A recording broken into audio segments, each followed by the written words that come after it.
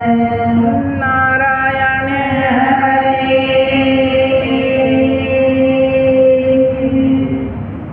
जय माता की, जय माता की, जय माता की, जय माता जय माता की, की। जय माता की। प्यारा वो माँ सब के अंदर विद्यमान है, विराजती है, तो माँ ही माँ है।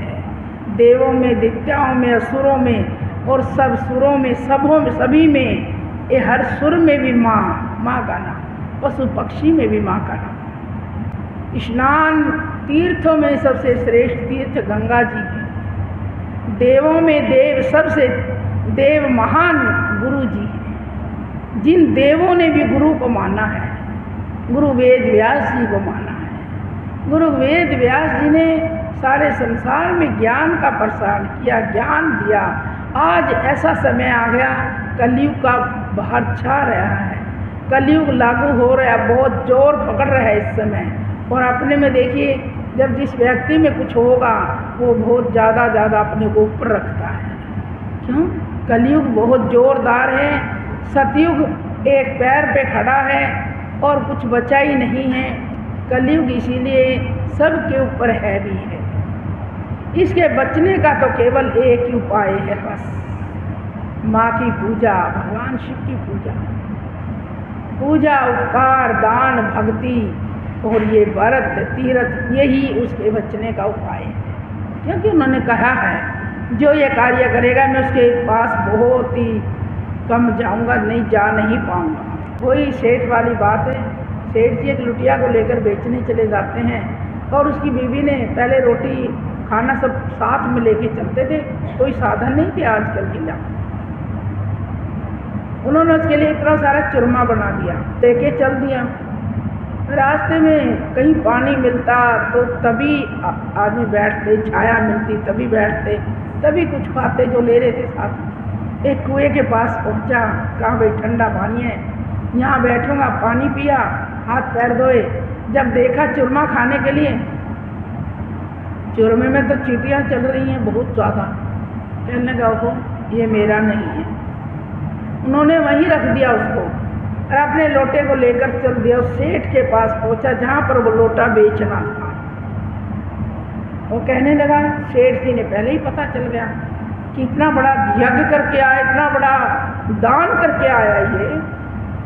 तो सेठ जी ने पता कि ये लोटा बेचने के लिए आया, अपने नौकरों को भेजकर उसके घर में सब राशन पानी भेज दिया। उसको पता भी नहीं। जब सेठ जी के पास पहुँचे, आओ जी राम रमी करी, बैठाया, ठंडा जल पिलाया। अब मैं क्या करने आए हो बताइए? कि मैं ये लोटा देने आया, मेरा गुजर बसर नहीं हो रहा, ये आखिरी समय है, मैं इस लोटे को बेचकर अपना कार्य करूँगा। कई दिन से चिंता में था। लोटे का नहीं, मैं लोटा नहीं लेता। और क्या लोगे? जो तुम यज्ञ करके आया, वो जो इतना बड़ा यज्ञ रचाया आपने, वो मुझे दे दो ना। मैंने तो कोई यज्ञ नहीं किया, ना कोई हवन किया है, कुछ भी नहीं किया मैंने ऐसा। आप मेरे मजाक कर रहे हो कि मेरे पास कुछ है नहीं, इसलिए मैं लोटा बेचने आपने मेरे मजाक कर लिया। कहने लगा नहीं, मजाक नहीं किया। पैर के हाथ लगाने लगे सेठ जी। कहने लगा नहीं मजाक नहीं किया मैंने, मैं सच कह रहा हूँ आपको।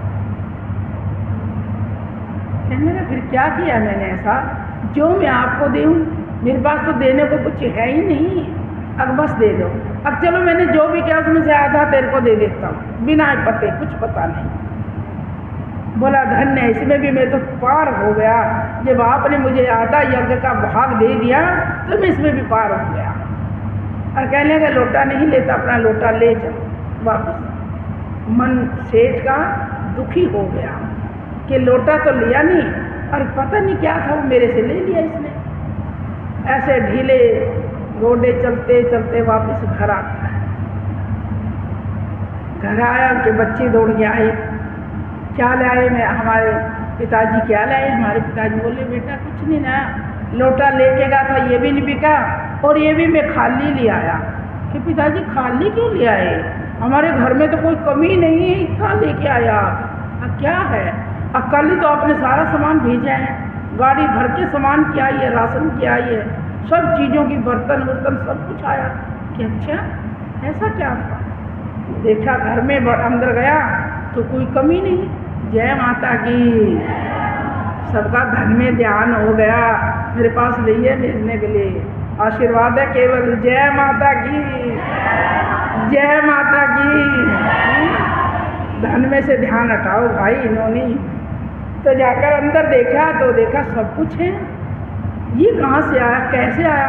कहा आपने तो भेजा है पिताजी, कल गाड़ी में 2-3 बंदे लेके आए, गाड़ी भर भर के सब हमारे घर में उतार गए कि तेरे पिताजी ने भेजा है। ये तो सेठ की करामात। वो सेठ नहीं थे, वो दीन दयाल भगवान थे जिसने करुण पुकार सुनी। जय माता की।